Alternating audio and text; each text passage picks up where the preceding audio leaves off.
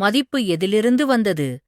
ஒரு தையல்காரர் தன் மகனுடன் கடையில் மும்முரமாக வேலை செய்து கொண்டிருந்தார். அவர் ஒரு புதிய துணியை எடுத்து அதனை வெட்ட கத்தரிக்கோலை எடுத்து துணியை வெட்டினார். வெட்டியவுடன் அந்த கத்தரிக்கோலை கீழே வைத்தார். அடுத்து தையல் வேலைக்கு ஒரு ஊசியை எடுத்தார். அதை மிகவும் கவனமாக தன்னுடைய தொப்பிக்குள் வைத்தார்.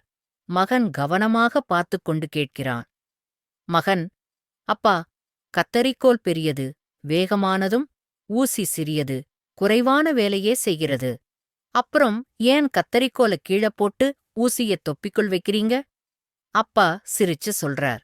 தந்தை, மகனே, கத்தரிக்கோல் வேலையை வெட்டும், ஆனால் ஊசிதான் இணைக்கும். மதிப்பு எப்போதுமே நம்முடைய தோற்றத்துல இல்லை, நாம் இணைப்பதில் இருக்குது.